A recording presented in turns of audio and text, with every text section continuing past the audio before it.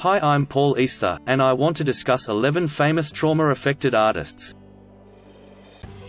Trauma is a psychological injury that occurs when an individual experiences intense, or overwhelming emotional distress, in response to an event or events. Different traumas have different effects on the human psyche, and may have a profound impact on an individual's life. You might ask, did art play a role in their healing? Post-trauma, did they suffer from creative block? Can trauma be healed through artistic expression? Can art soar to new heights in response to trauma? These are just some of the questions to consider. Hope you enjoy this insight.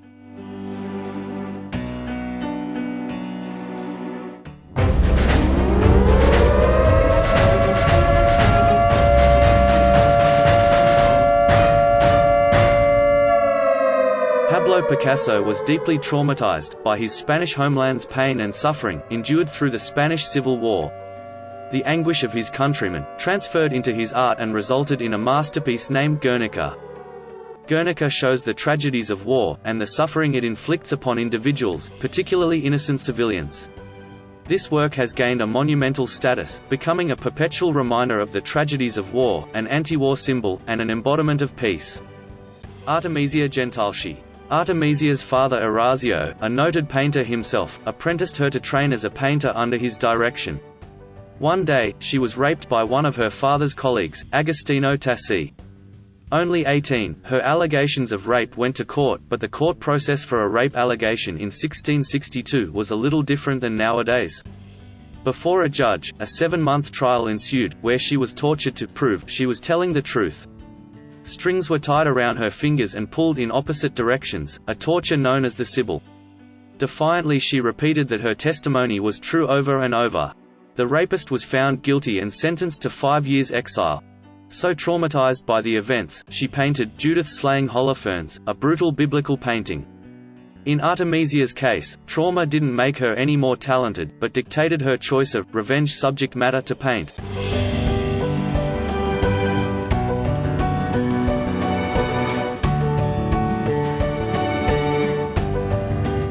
Francisco Goya. Goya became a court painter to the Spanish crown in 1786, and the early part of his career is marked by Spanish aristocracy portraits.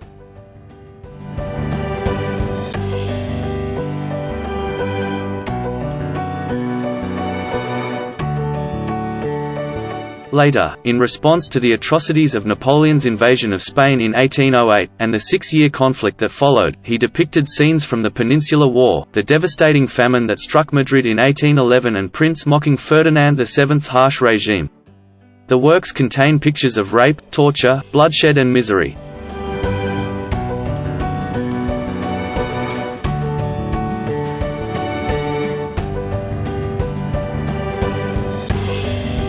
His black painting period came later, in which he depicts images of suffering and darkness. It has been assumed that his drastic change in the style of paintings is attributed to his declining mental health after he lost his hearing at the age of 47. During the time he was alive, 1746 to 1828, it is not surprising his art mimicked his traumatic mental health state.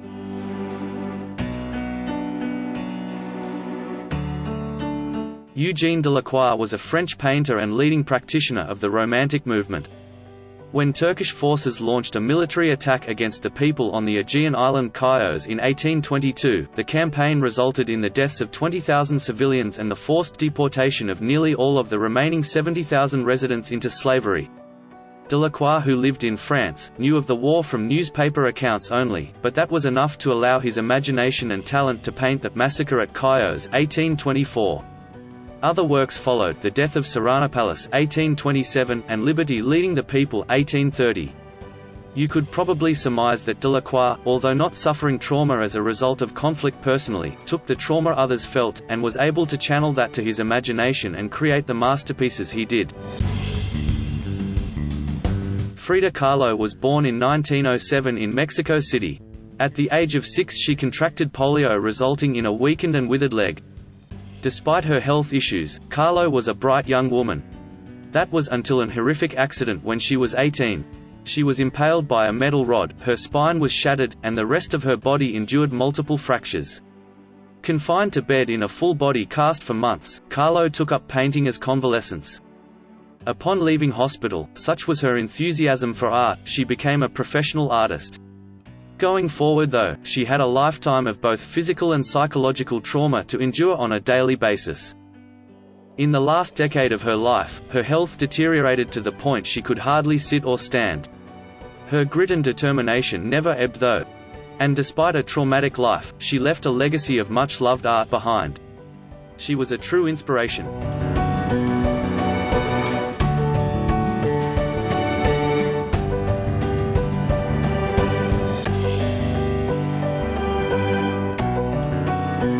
Lovus Corinth was a German artist known for his dramatic figurative and landscape paintings. A professional artist from his mid-20s.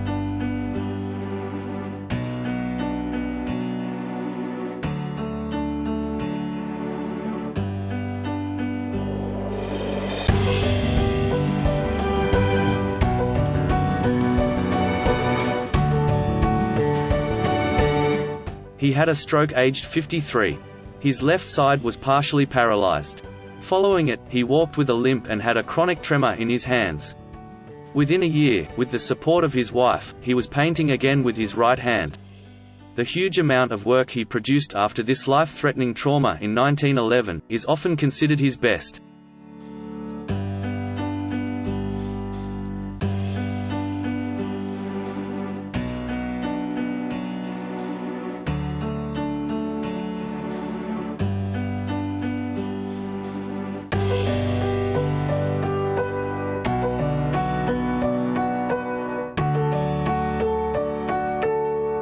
He created many self-portraits. As a form of self-examination, he painted one every year on his birthday.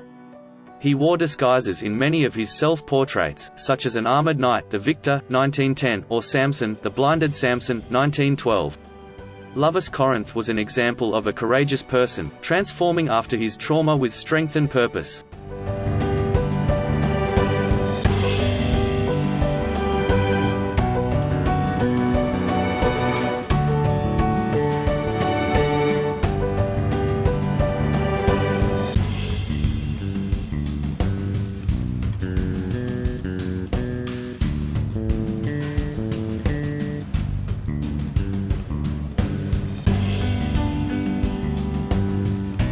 Rene Magritte, a Belgian surrealist artist, is best known for his funny and thought-provoking paintings.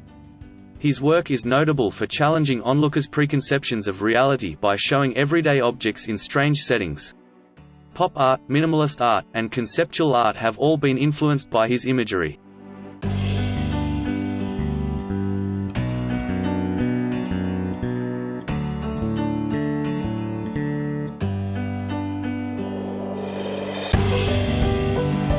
When Magritte was just 13, his mother committed suicide by drowning herself. This was not her first attempt, but one of many over the years. Supposedly when his mother's body was found, her dress was covering her face, an image suggested as the source for several of Magritte's paintings of people with cloth obscuring their faces.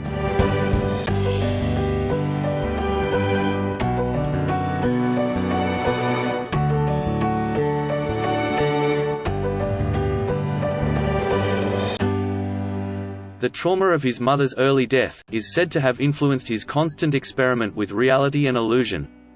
Magritte's back-and-forth play with truth and illusion, according to psychoanalysts who have studied bereaved youngsters, depicts his continuous shifting back and forth from what he wishes, mother is alive, to what he knows, mother is dead.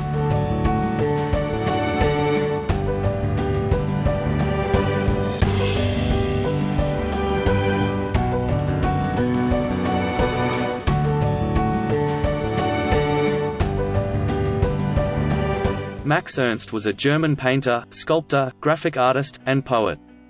A prolific artist, Ernst was a primary pioneer of the Dada movement and Surrealism. Ernst was traumatized by his experiences in the military during World War I, and suffered from post-traumatic stress disorder for the rest of his life.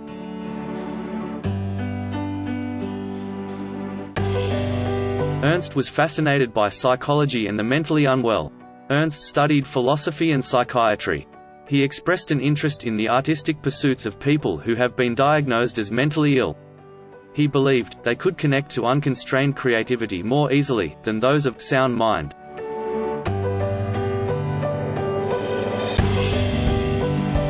Ernst drew on Freud's dream theories to create the Surrealist movement. He experimented with hallucinogens and hypnosis in the hopes of immediately transferring his dream experience into his work.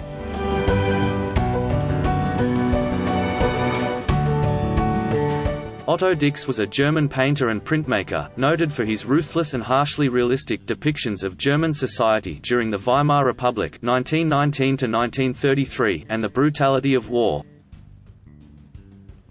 When the First World War erupted, Dix volunteered for the German army.